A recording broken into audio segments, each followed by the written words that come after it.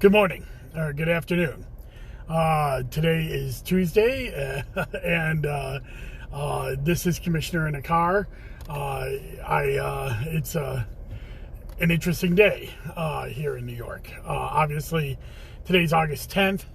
I have actually been on a road trip, and I am now pulled over at a gas station in Indiana to be able to come to you. I originally was going to do this anyways, just a quick Commissioner in a Car, because I am on a trip, but I'm going to make some space now here to talk a little bit about the surprising and some would have said inevitable conclusion to the crisis that New York has been faced with since March, but coming to a head last week with the release of the Attorney General report against Governor Cuomo and the allegations of sexual harassment and intimidation and even political payback that the Attorney General Tish James found in her independent investigation.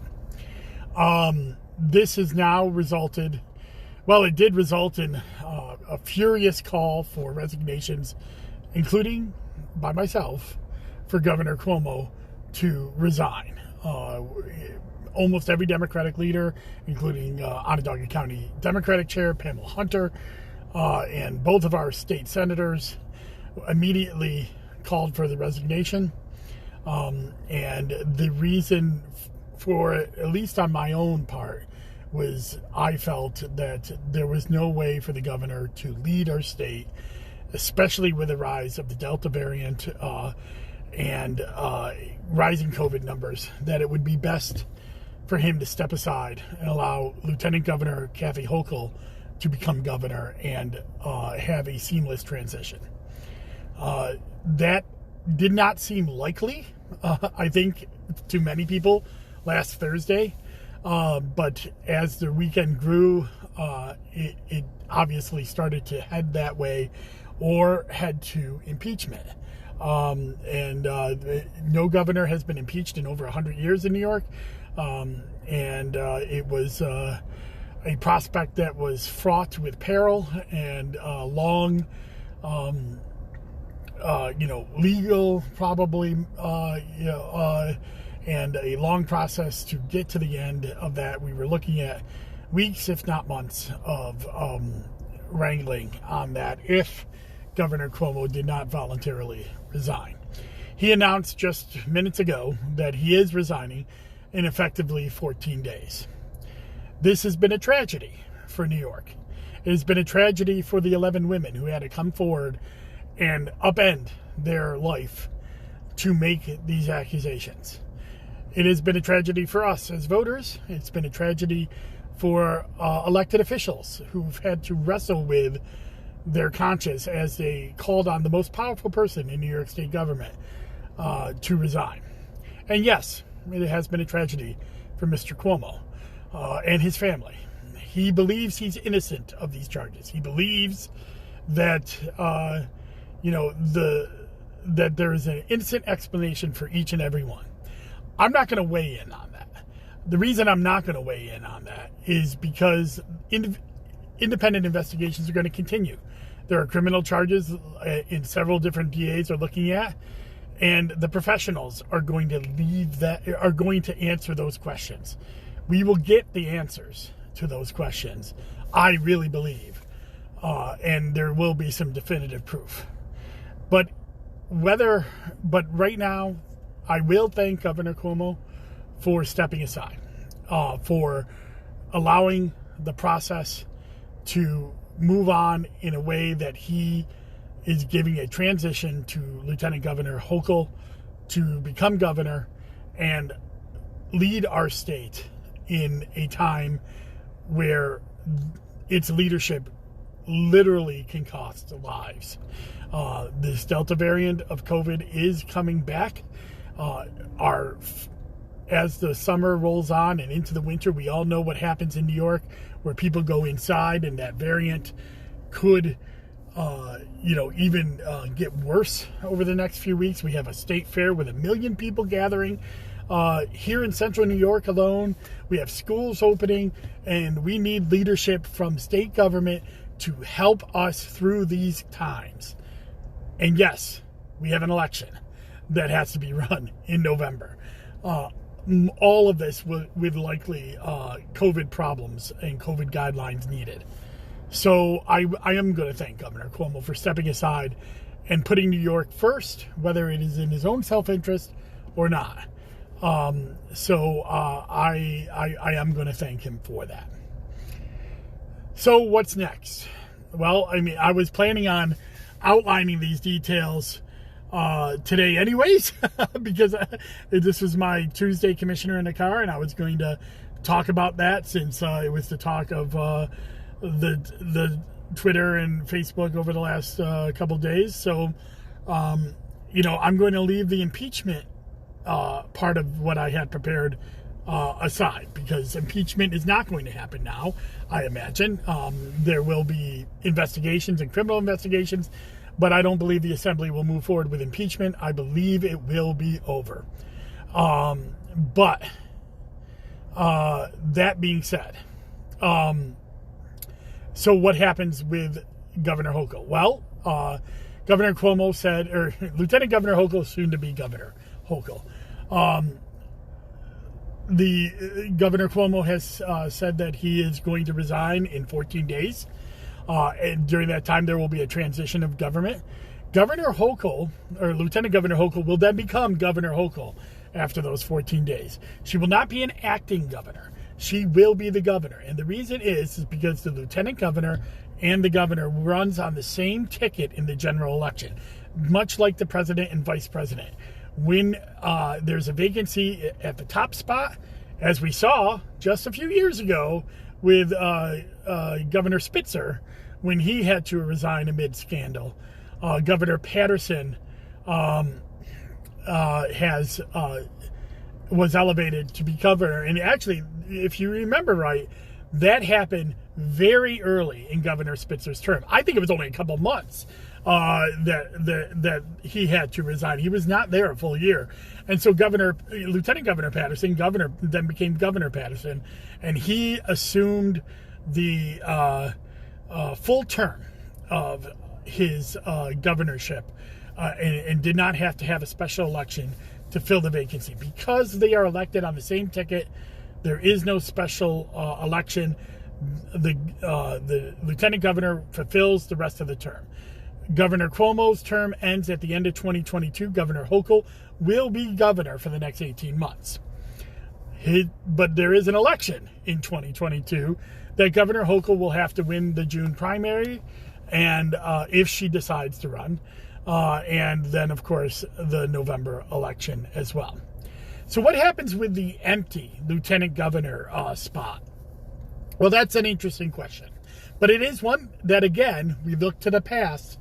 It was resolved during the 2009 Spitzer resignation when Governor Patterson ascended to, or Lieutenant Governor Patterson ascended to becoming governor. He nominated a guy by the name of Richard Rajovich, I believe was the name. I'm probably butchering the last name. And he wanted him to be lieutenant governor. The Senate at the time, the New York State Senate, was held by Republicans, and the Republicans were refusing, to accept that the governor had the right to appoint his own lieutenant governor. And so it did go to court. There was a case in 2009, Patterson v. Skelos. Skelos was the majority leader of the New York State Senate at the time. And in a 4-3 decision in the appellate division, the court ruled that the vacancy law, the vacancy law that allowed the governors to replace different vacancies also applied to the lieutenant general as well, even though the vacancy law was silent on the office of lieutenant general. Of course, there was no other portion of election law.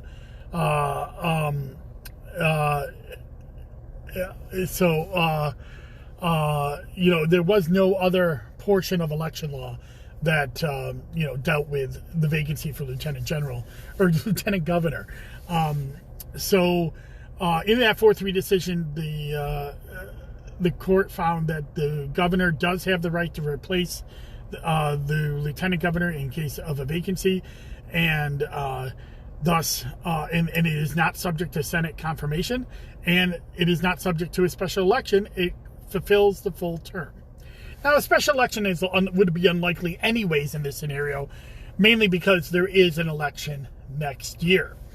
And with the election next year and happening so late in the cycle, if this was another, vacancy in a statewide spot or an assembly or Senate or, there's a lot of different ways. Or even at the town board level, we have vacancies that happen all the time. This late in the cycle, it gets put on the next year's ballot. So unless a special election is called for. Although there is a new law that was just passed about Assembly and Senate vacancies that come up. And now the governor has 90 days to call for a special election. They can't wait. So, so this was always fated to have no special election and to have an election next year. And the question was whether there was going to be an impeachment or a resignation that would allow Lieutenant Governor Hochul to ascend to governor. And it is that is where we are at. So there will be a primary next year. There will be a state convention of state delegates that will give ballot access to statewide candidates. The governor will get that. The elected state delegates to the state committee. If anybody who gets 15%, I believe it is, can get automatic ballot access to have the primary, and whether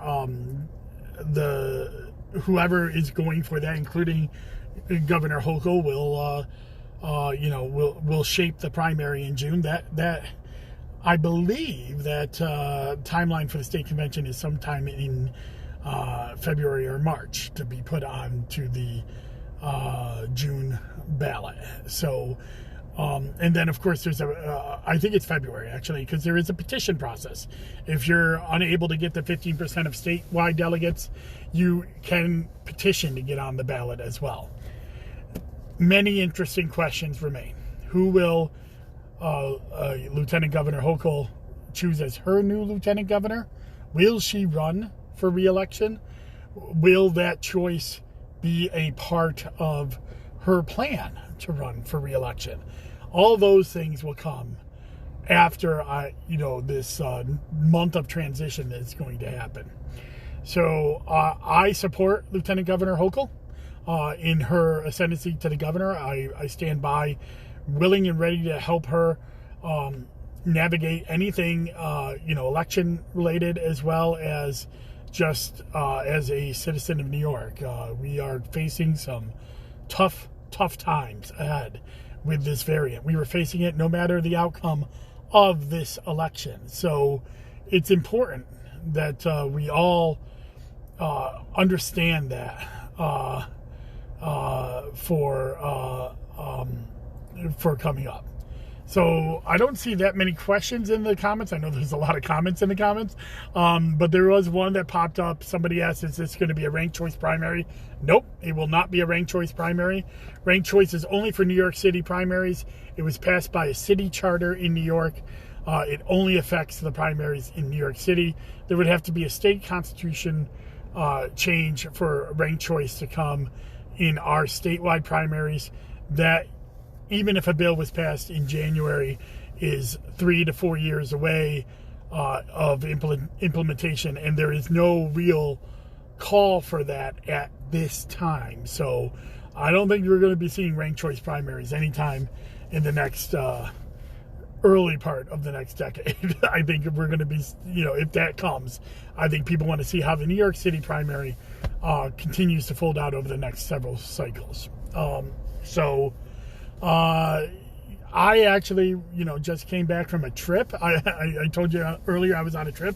I went to St. Louis. Our Epolllbook manufacturer, No Ink, is in St. Louis. And after we signed a contract with them in 2019, I had expressed a desire to visit their facilities. We had such a large contract with them. I wanted to visit their facilities and talk to them about the future of electronic poll books. I think many of you who know me know that I've been an advocate of electronic poll books, regardless of early voting, for many, many years. And we had a nice live transition to Election Day early poll books in Onondaga. Of course, 2019, there was a lot of work to be done with early voting, and some of you may remember some of the personal issues that were going on with me at the time. And then, of course, I rescheduled it for early 2020, and then the pandemic hit. So this was the first time that I felt comfortable in traveling, although I did not bring my family. We were planning it as a family trip and a portion of a family trip. So this was all done on my own dime and my own time. But I didn't bring my family this time because of the rising COVID rates in Missouri and in New York. And them having a scheduled trip to visit my in-laws in Texas, which are also having rising COVID rates later this year. I decided to just do this as a day trip myself, down and back.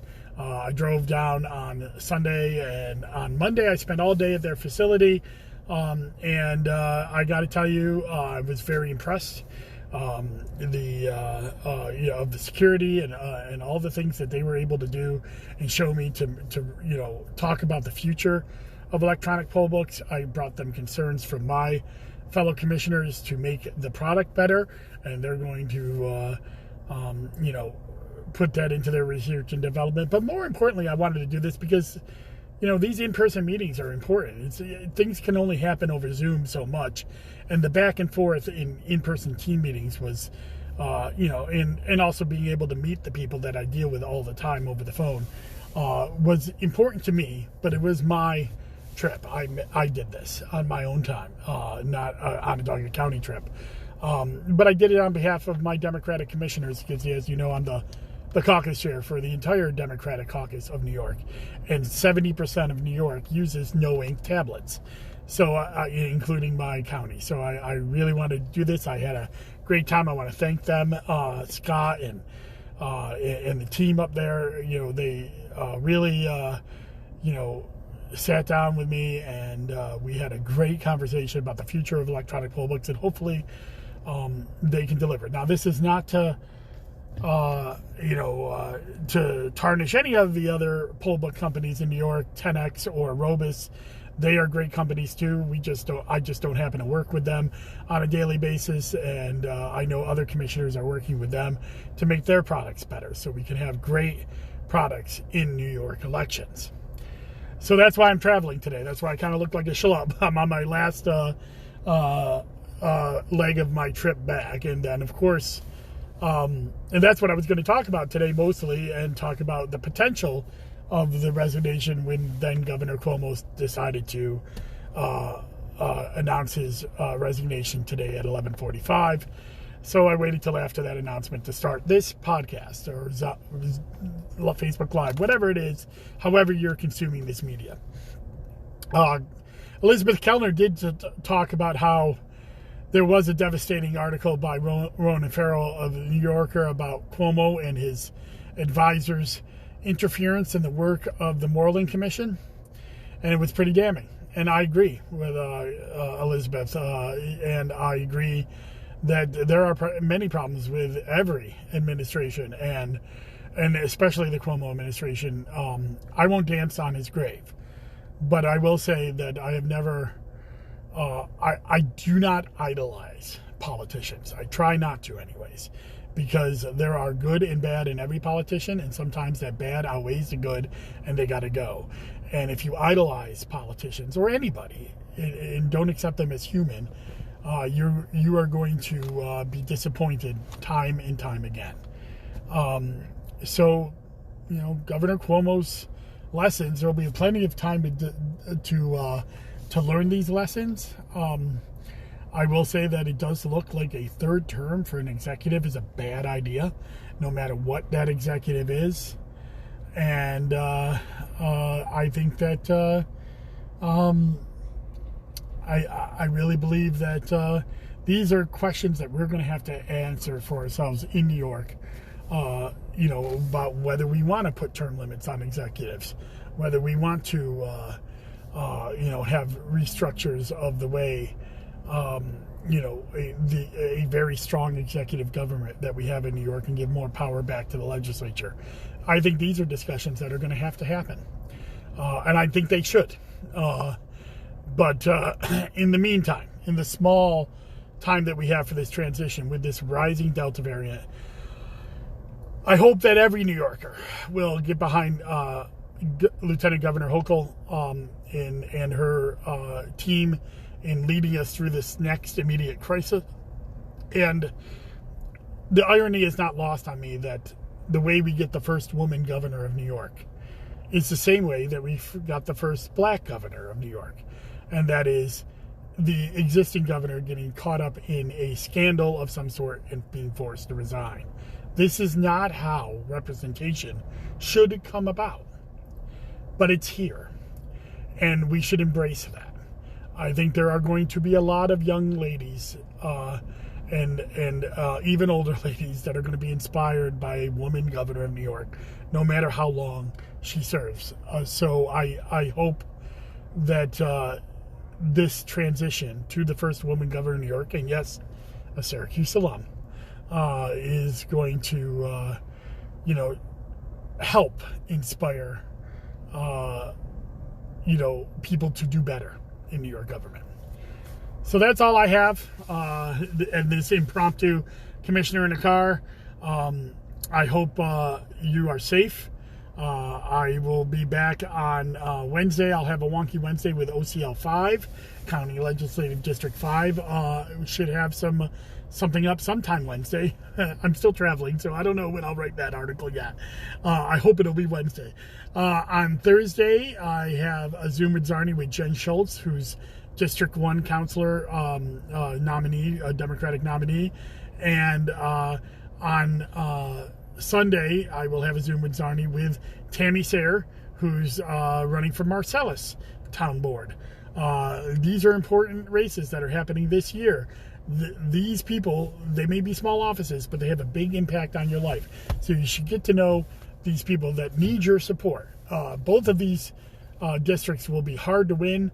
Tammy Sayre is running for re-election. Jen Schultz is running to become the first Democratic counselor in 6 years and in that district. So it's an open seat with Ed Carney moving on to run for the county legislature. So she won the Democratic primary quite handily and for first district. And so both of these women are running in hard races, and I hope you get to know them the way I did. So please tune in. Thank you very much, and enjoy the rest of your day. Bye-bye.